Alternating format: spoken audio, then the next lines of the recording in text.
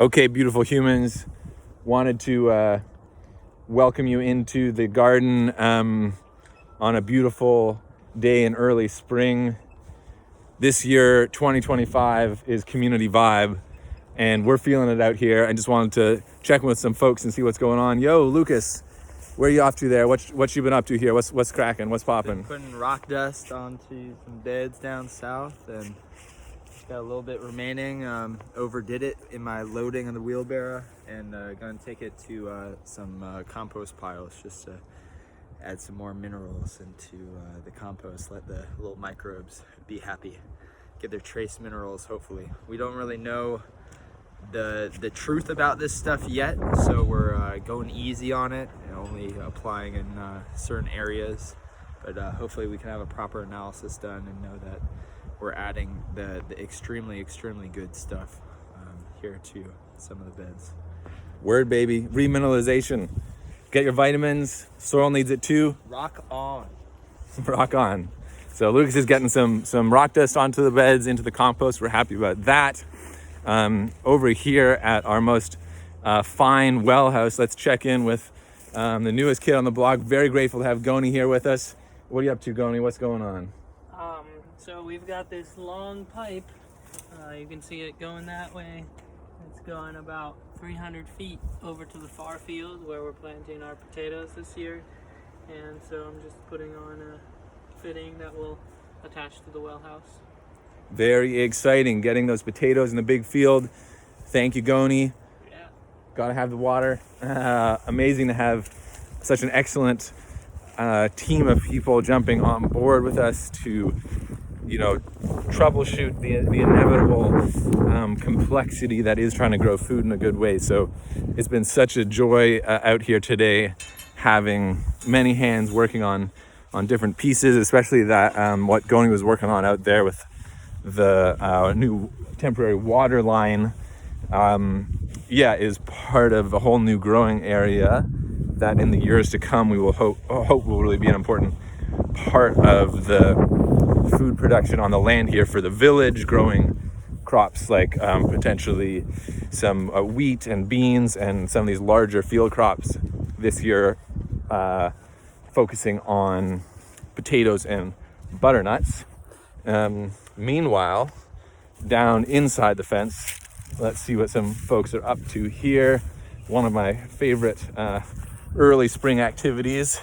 Yo, Kai and Santi, what are you up to here? What's going on? Playing in the soil. That's what we like to hear. Onions, cebollas, these little cuties. Yes, I love them. They look like little Christmas decorations that we just pop into the ground and give some water and good love. So it feels like you're putting little presents in the ground for later. Yes.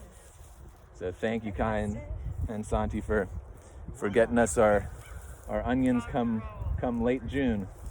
We'll cover these up with some nice covering of leaves, and that will make a nice smothering. And yeah, as long as we get this covered with this insect netting here, we have a new pest in the area that likes to eat our onions. As long as we get that well covered, we should have a nice crop here by the end of June for us all to share. So that's exciting.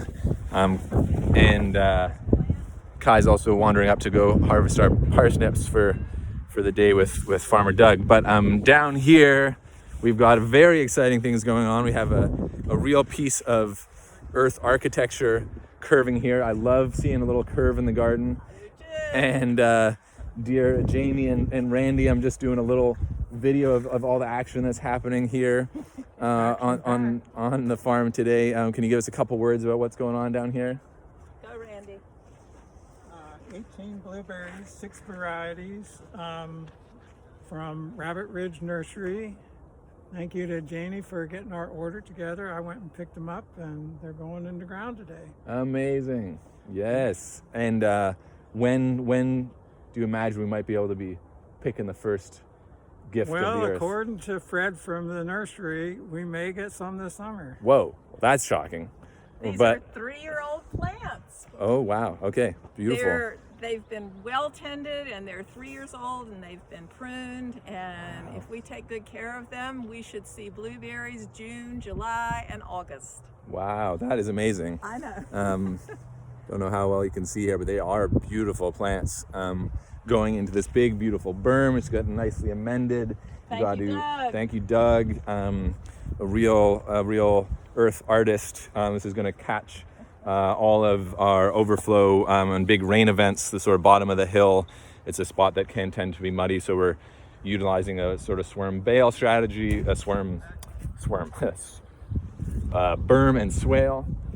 So that's nice to get that going established. We've been excited about blueberries for a while. And yeah, aside from that, we got a lot of other stuff going on here in early March. Behind me, this big field is all planted in cover crops. That's going to be our sweet potatoes, really important crop for us here in this part of the earth, one that will really feed us through the next fall and winter. So it's nice to be hoping to get a good cover crop in this ground first to really get that established. We have a little further up there, that's a existing overwintered cover crop. And we got some of our first spring plantings behind me here, more kale and head lettuce and more carrots and our spring peas that we've been trying to defend from the voles. So a lot going on, a lot of beautiful hands out here. It's such an honor to be tending this earth, and we hope you're being nourished by it as well. And come on out and join us in this co-creation of relationship and community.